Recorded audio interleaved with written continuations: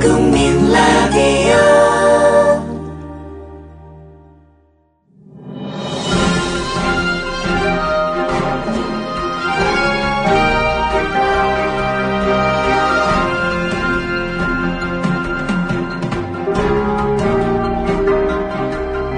김용민의 주간 브리핑. 애청자 여러분 안녕하십니까. 2015년 4월 6일 월요일 아침에 배달합니다. 주간 브리핑 시작하겠습니다. 경아, 오랜만에 경아를 만나서 너무너무 좋군. 저도 좋아요, 선생님. 오늘따라 경아의 얼굴이 유난히 빛이 나는 걸.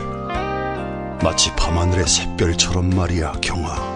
선생님이야말로 건강한 청년처럼 변하셨어요.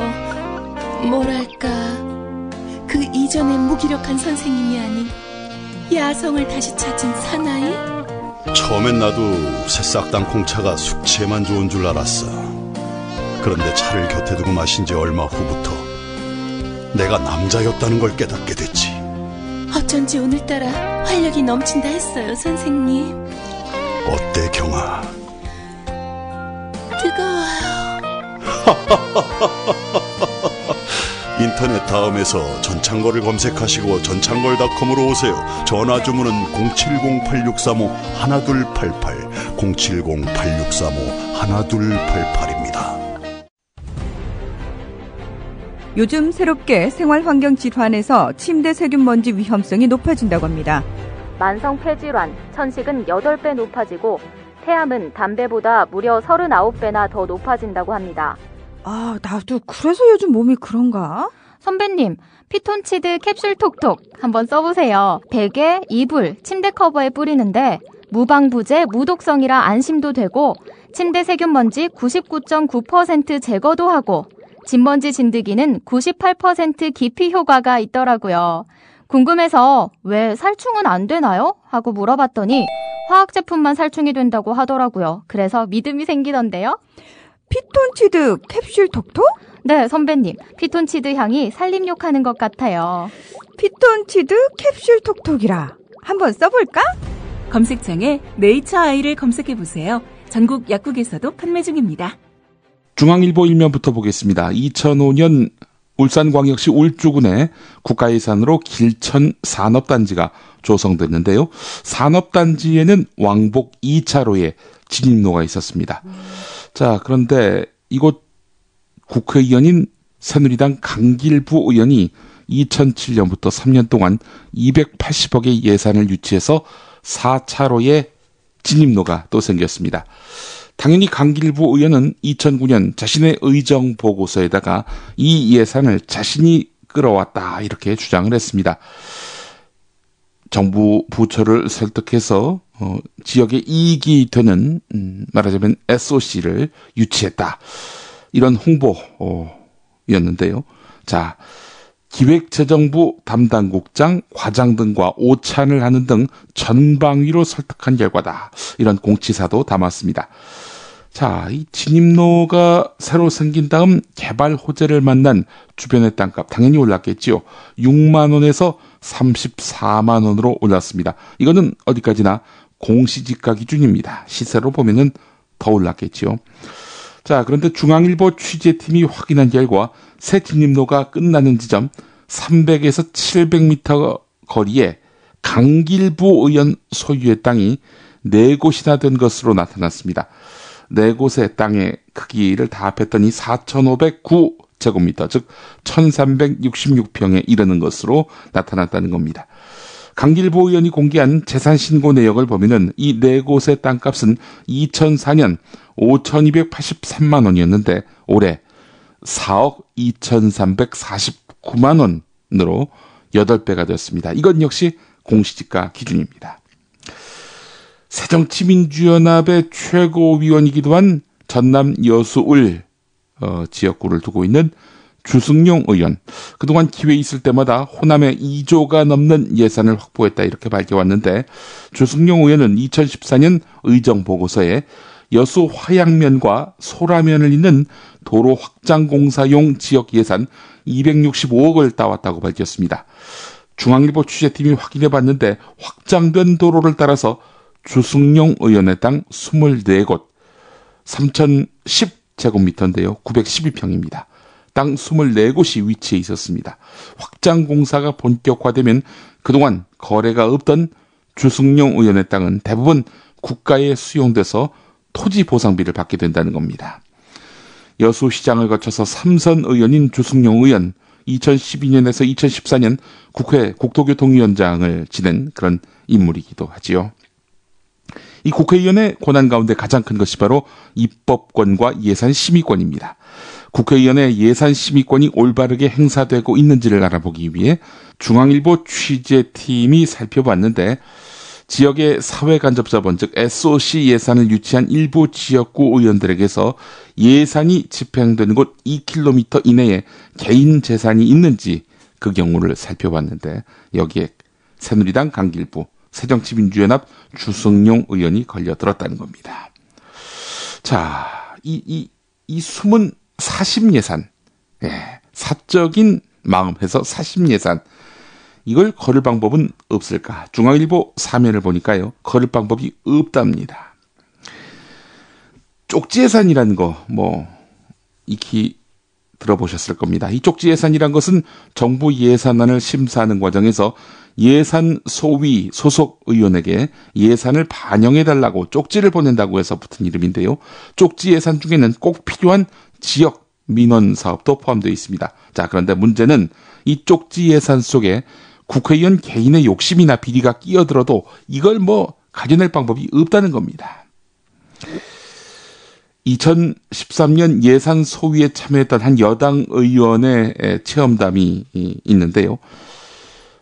소위 위원이 됐더니 이 예산 관련 부처에서 먼저 의원님이 필요하신 예산 리스트를 보내주세요라고 연락이 왔다. 그래서 7개를 보냈는데 6개를 들어주겠다라고 했다. 내 예산 민원을 들어줄 테니까 정부가 제출한 예산안에 대해서 삭감을 최소화해달라는 일종의 거래였다. 이런 내용이 있고요. 충청 지역의 한 새누리당 의원은 중앙일보 취재팀에게 상임위원회나 예산결산위원회 단계에서 쪽지 예산을 넣는 것은 이건 뒤떨어진 방식이다. 최근 들어서는 정말 능력 있는 의원들은 삭감을 하지 못하도록 정부 안에 미리 집어넣는다. 이렇게 말했다는 겁니다. 예산소비위원이나 능력 있는 의원들의 예산은 이미 정부 예산안에 들어가 있는 형태로 국회에 넘어온다는 겁니다. 이제 한마디로 얘기해서 국회의원 본인이 이렇게 주장하면은 좀 나쁘끄럽기도 하고 또 언론에 표적이 될 가능성이 있으니까 아예 정부 안에 예산이 포함돼서 오게 되면은 자기는 이거를 거부만 안 하면 되는 거 아니겠습니까? 내가 주장한 게 아니야. 이 정부 예산안에 그 원안에 이렇게 담겨 있는 거라고. 왜 나한테 시비야? 이렇게 나오면은 할 말이 없다는 겁니다.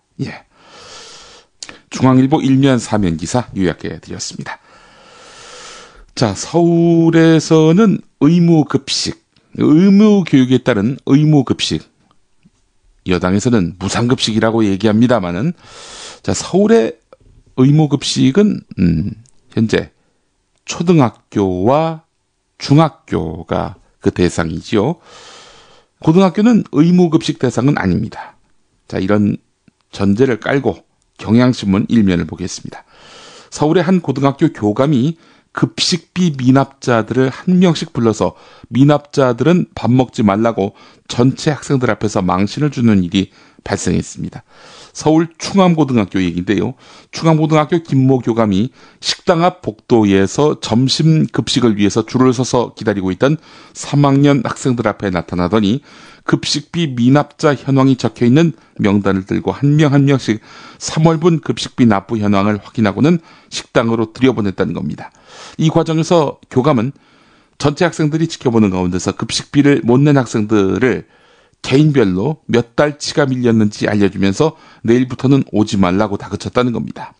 장기 미납 학생들에게는 언성을 높이면서 위압적인 분위기를 조성했는데 밥 먹지 마라 정도가 아니라 꺼져라. 너 같은 애들 때문에 전체 애들이 피해본다. 이런 발언까지 한 것으로 드러났습니다. 이런 학생들을 일일이 체크하는 데는 40분 정도가 걸린 것으로 알려졌는데 내일부터 오지 말라는 말을 들은 한 학생은 처음에는 잘못 들었을 것이라고 생각하고 친구한테 물어보기까지 했다라면서 일단 식당에 들어가긴 했는데 친구들 앞에서 망신당한 것이 너무나 창피하고 화가 나서 식사 중간에 그냥 나왔다 이렇게 말했다고 합니다. 먹는 것 같고 아이들에게 상처 주는 사람이 과연 교육자일까요? 예. 경향신문 3면으로 가보겠습니다. 이 의무급식하면 이분 생각이 안 날 수가 없죠. 바로 홍준표 경남지사입니다. 경남 지역 새누리당 국회의원들이 4월 임시국회 본회의가 열리는 오는 8일이나 9일쯤에 모임을 가질 것으로 알려졌습니다. 외견상으로는 지난 2월 25일 경남도당위원장으로 추대된 강기윤 의원과 경남 지역 의원들의 상견례지만 홍준표 도지사의 무상급식 중단에 대한 찬반 논의가 이루어질 것으로 보이는데요. 홍준표 도지사에게 제동을 걸 가능성도 있다라고 신문은 전하고 있습니다. 경남 지역 시민단체들이 홍준표 지사 주민 소환을 준비하는 등 여론이 좋지 않고 또 당내에도 이견이 많기 때문에 아무래도 이런 논의를 안 할 수가 없다는 거지요.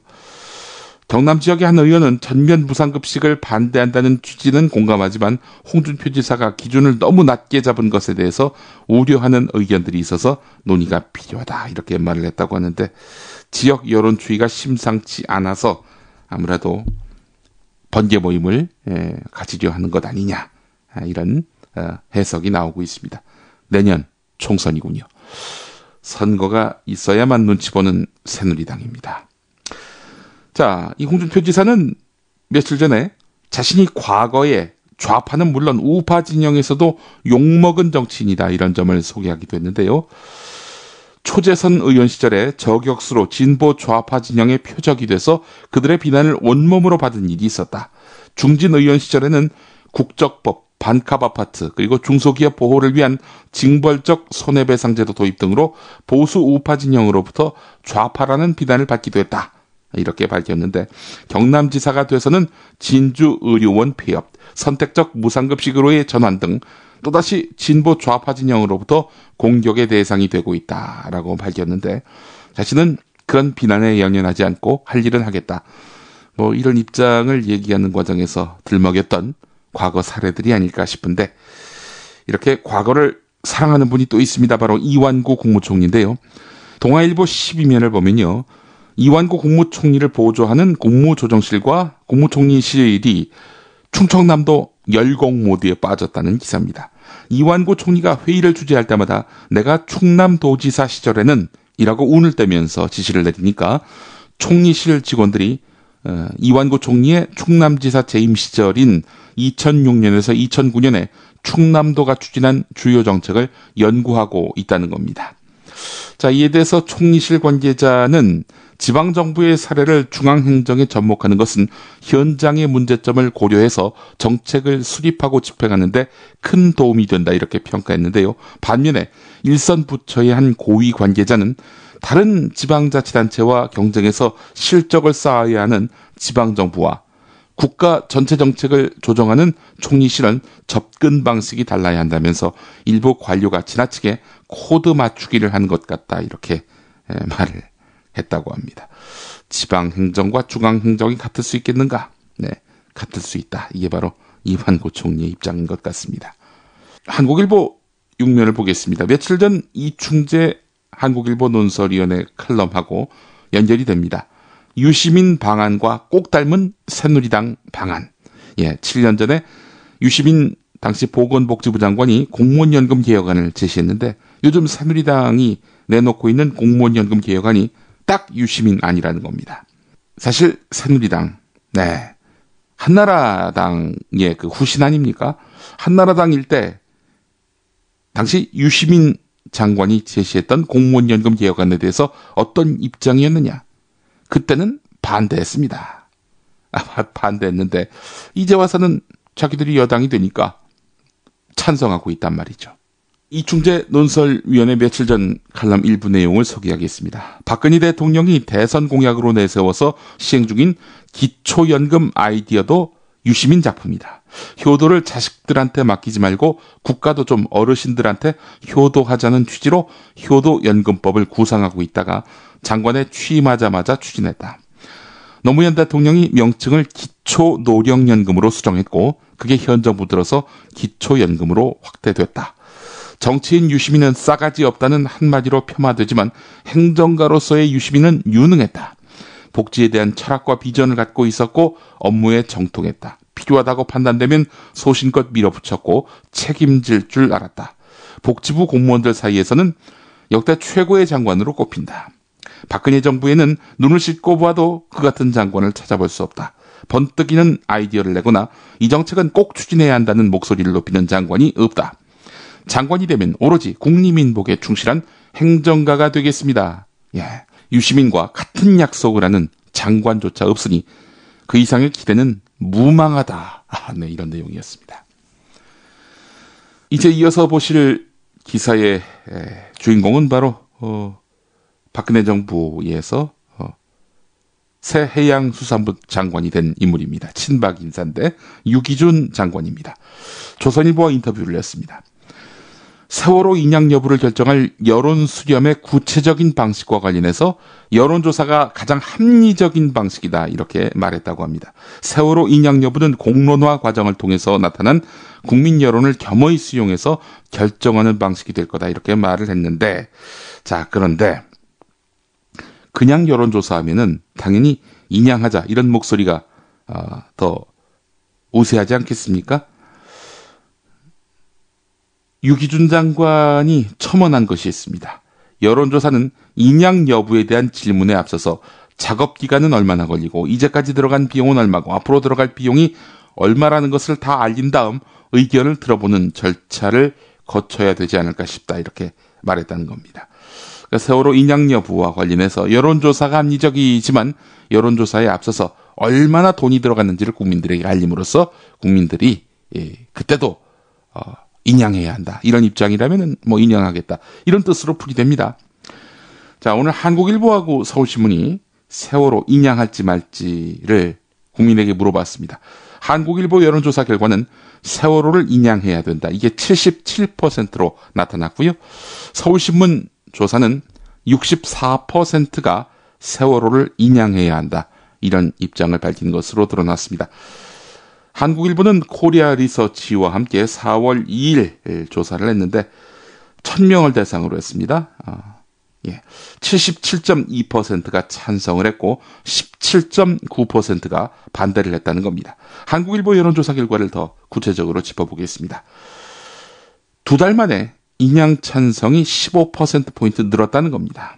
한마디로 얘기해서 정부가 최근 세월호 사건과 관련해서 사태 수습과 관련해 진정성을 보이지 않고 있다라고 보는 의견이 많아진 탓이 아니겠는가 이런 판단이 드는데요. 실제로 지금까지의 정부 대응은 잘못된 것이다 라는 의견이 66%에 이르는 것으로 나타났습니다. 한편 75%의 응답자는 세월호 문제에 여전히 관심이 있다 이런 입장을 밝혔다고 합니다. 별로 관심이 없다 20.3%, 전혀 관심이 없다 3.7%로 나타났습니다.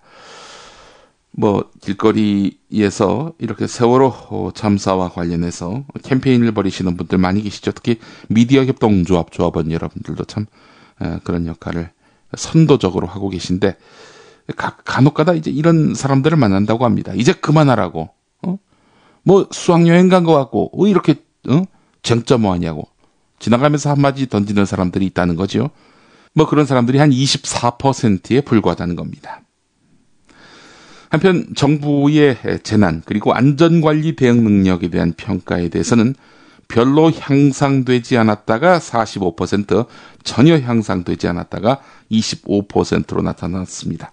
70%가 향상되지 않았다는 입장입니다. 자, 한국일보 조사 하나만 더 보겠습니다. 세월호법 시행령이 나왔죠. 지금 유족들이 강력하게 반발하면서 삭발까지 했는데요. 이런 정부의 시행령과 관련해서는 지지한다가 41%, 그렇지 않다. 지금 유족들이 추천한 인사가 다수인 특조위원회의 안을 반영해야 한다가 50%로 나타났습니다. 같은 조사가 서울신문에 있었는데요. 세월호 특별법 시행령 안과 관련해서 정부 안에 대해서 반대한다가 51.4%, 찬성한다가 30.1%로 나타났습니다. 서울신문 조사는 에이스 리서치와 함께 한 것인데요. 자, 이 조사 결과 또 추가적으로 더 보게 되면 박근혜 대통령이 세월호와 관련해서 약속한 것이 있죠. 진상규명 철저히 하겠다. 책임자 처벌 반드시 하겠다. 유족의 뜻을 우선적으로 반영하겠다. 자, 이런 대통령의 약속 얼마나 이행됐느냐? 이행되지 않았다 쪽에 무게가 실린 부정적인 의견, 그러니까 아직까지 지켜지지 않았다. 그리고 전혀 지켜지지 않을 것이다. 이게 합쳐봤더니 66.3%인 것으로 나타났습니다.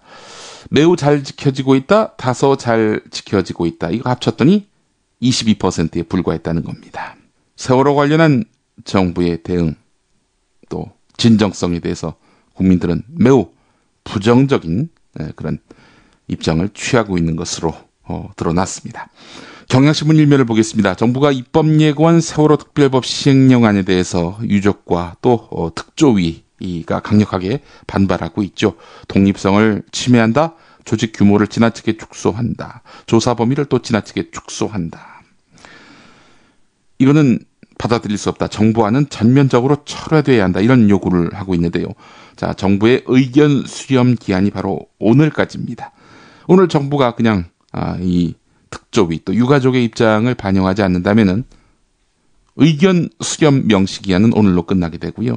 정부는 이대로 밀어붙이게 될 가능성이 대단히 높아지게 됩니다. 자, 이런 가운데 이 세월호 참사 유가족 그리고 시민 해서 700여 명이 정부의 시행령안 폐기를 요구하면서 경기도 광명시 장애인 종합복지관에서 세월호 천막농성장에 있는 서울 광화문 광장까지 2차 도보 행진을 했습니다. 이런 가운데 해양수산부 세월호 배상 및 보상지원단은 인천시청에서 일반인 유가족을 대상으로 배상금 신청과 지급 절차에 대한 설명회를 열었는데요. 해양수산부가 참석자들에게 나눠준 안내 책자를 보게 되면은 배상금을 받을 때는 국가와 재판상 화해를 한 것과 같은 효과가 있음에 동의하며 국가에 대해서 어떠한 방법으로도 일절 이의를 제기하지 않을 것임을 서약해야 한다. 이런 내용이 있었다는 겁니다. 세월호 배상금을 받으면은 이의 제기 앞으로 못한다는 겁니다. 이에 대해서 일반인 유가족들이 강력하게 반발하고 있다는 겁니다. 배상금만 받으면 진상조사 결과가 만족스럽지 못해도 그냥 수용하라는 거 아니냐 이러면서 반발을 했는데 사실 단원고 학생 유가족과는 뭔가 입장 차이를 드러내면서 정부 여당 쪽에 신뢰를 보냈던 일반인 유족들 아닙니까? 이분들조차도 안 된다라고 나오고 있는 형편입니다. 유족이 저러는 건 다 돈 때문이라는 정부의 진정성 없는 사태 접근이 부른 필연적인 결과라고 판단이 됩니다. 돈 얘기만 하면은 민심이 달라질 것이다. 유기준 장관의 조선일보 인터뷰 내용도 그런 맥락으로 해석되는데요. 한심하기 이를 데가 없습니다. 경향신문 이면으로 가보겠습니다. 세월호 1년 관피아 대신에 정피아가 떴다. 이런 제목의 기사입니다. 관피아가 줄어들긴 했습니다. 실제로 세월호 참사 당시의 기관장 감사 397명 가운데 관피아가 161명으로 40.6%에 달했는데 이번에 26.7%로 크게 낮아졌습니다. 반면에 세월호 참사 당시 공공기관 임원 가운데 정피아가 12.1%였는데 올해 3월 말에는 13.4%로 소폭이긴 하지만 증가했다는 겁니다. 대표적으로 친박 곽성문 씨가 한국방송광고진흥공사 사장이 됐고요. 김성주 씨가 대한적십자사 총재가 됐고 현명관 한국마사회 회장이 대표적입니다. 잔이윤 한국관광공사 상임감사를 포함해서 이렇게 정피아 감사가 도리어 늘었다는 겁니다. 이 세월호 시행령 이대로 밀어붙일 모양이죠. 예. 정부 여당이 이렇게 길을 막고 서 있으면 뭐 하나 진척되는 것이 없습니다. 자원국조특위도 마찬가지인 것 같습니다. 국회 해외자원개발 진상규명을 위한 국정조사가 또다시 빈수레만 요란했던 국정조사로 막을 내릴 가능성이 높아졌습니다. 한 차례의 청문회도 열지 못한 채 바로 내일 문을 닫을 예정이기 때문입니다. 최근 공개된 감사원 감사 결과에서 자원개발사업 문제점이 부각됐지만 여야의 입장 차이 때문에 국조특위 활동은 연장되지 않을 가능성이 높습니다. MB 또 MB의 친형인 이상득, 최경환 경제부총리, 박영준 전 지식경제부 차관, 윤상직 산업통상자원부 장관 이렇게 핵심 5인방을 청문회에 세워야 한다는 것이 야당 입장이죠. 여당, 특히 친이계인 권성동 간사를 비롯한 이런 여당 의원들이 강력하게 반발하면서 결국 자본국조특위는 진상에 전혀 다다르지 못한 채 요란한 빈수레 소리만 내고 마무리될 가능성이 높아졌다는 겁니다. 자, 이런 가운데 세계일보 6면을 보니까 주목되는 기사가 있습니다. MB가 사실 골프보다는 테니스를 즐기지 않습니까? 좋아하던 테니스 요즘 뚝 끊었다고 합니다. 매주 즐기다가 요즘 거의 하지 않는다고 하는데요. 검찰의 자원외교 수사와 관련한 것 아니냐 이런 관측이 나오고 있는데, 검찰의 수사가 또 다른 트랙에서 진행되고 있는데 검찰이 과연 얼마만큼 진척시킬 수 있을까요? 지금 MB가 좌불안석인 것은 자원외교만이 아니죠. 방산비리입니다. 방산비리는 가만두지 않겠다. 이게 바로 박근혜 대통령의 입장이기도 한데요. 관련한 뉴스의 재구성 듣고 오겠습니다. 이제는 제로 베이스에서 좀 놓고 좀 솔직해야 되겠다. 솔직하게 가자. 참다 못한 이완구 국무총리. 얼마 전 기자들에게 한 말. 지금쯤 솔직하지 않으면 나중에 정말로 큰일 난다. 누가 봐도 이명박 전 대통령을 겨냥한 건데 이에 대한 MB의 반응은? 이명박 전 대통령이 최근 펼쳐진 사정정국에 대해서 부정비리를 저지른 사람은 처벌받아야지라는 반응을 보였습니다. 이동관 전 청와대 홍보수석은 이번 주 초에 다른 일로 이 전 대통령을 뵀더니 말씀하시더라면서 이렇게 전했습니다. 남의 일처럼 여기는 MB. 이 뉴스들은 보셨나 모르겠네. 군납업체들이 정부 품질 검증 제도의 허술한 점을 노려서 부실한 자재, 부실한 부품을 납품한 경우가 무려 3,000건 가까이 된답니다. 이른바 국산 명품 무기로 불리는 K2 극표 전차입니다. 고무 패킹 등 146개의 부품이 당초 품질 기준에 미달됐지만 공인 성적서를 위조해 납품 기준을 통과했습니다. K21 장갑차에는 불량 부품이 무려 268개나 장착됐습니다. F-16 전투기의 브레이크 디스크도 성적서가 위조돼 납품 문턱을 넘었습니다. 어뢰나 기뢰를 제거하는 해군 소해함 세척을 건조하는 사업에서도 통영함 사건처럼 성능이 떨어지는 장비들을 도입했던 것으로 드러났습니다. 끝내 박근혜 대통령마저 폭발하게 만드는데 최근 잇따라 제기된 방산, 군납 비리와 같은 예산 집행 과정의 불법 행위는 안보의 누수를 가져오는 이적 행위로 규정하고 일벌백계 차원에서 강력히 척결해서 그 뿌리를 뽑을 것입니다. 이 사태의 화근은 방위 산업의 민간 참여 문호를 활짝 열어준 것. 당시 문지기는 누구였을까? 바로 MB. 정부 주도로 시행됐던 11개 일반 무기 개발 사업이 앞으로 민간 주도로 전환됩니다. MB가 임명한 곽생준 미래기획위원장. 우리 국방산업은 세계 시장 상황이나 수출국 여건을 고려하지 않고 개발하였습니다. 따라서 과감히 거품을 빼고 우리 국방산업도 수출 전략화를 해야 됩니다. 정부는 이명박 대통령에게 건의했던 국방산업 2020 추진전략 후속조치 계획을 확정했습니다. MB가 임명한 노델의 방위사업청장.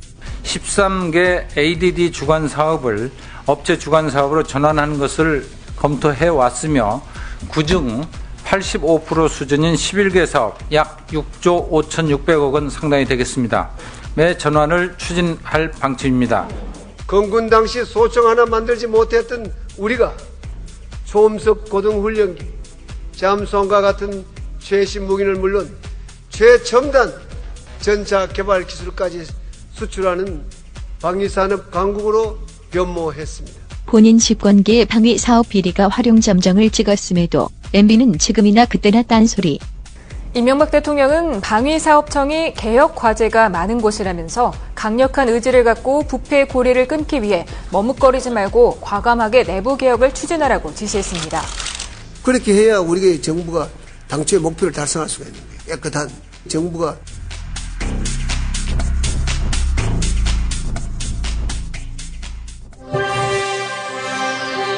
김용민 PD의 해설과 비평으로 꾸미는 조간신문 브리핑. 매일 아침 7시 국민 라디오와 팟캐스트를 통해 배달됩니다. 다운로드는 물론 댓글 달기, 구독하기, 별점 주기로 함께해주세요.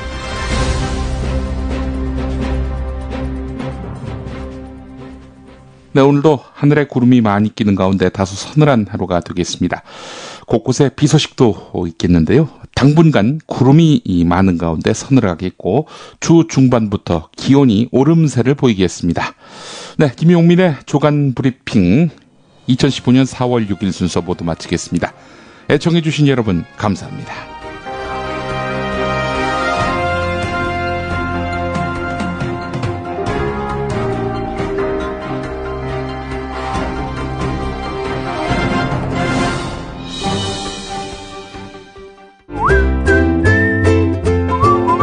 국민라디오 팟캐스트 응원하는 가장 쉬운 방법 아시나요?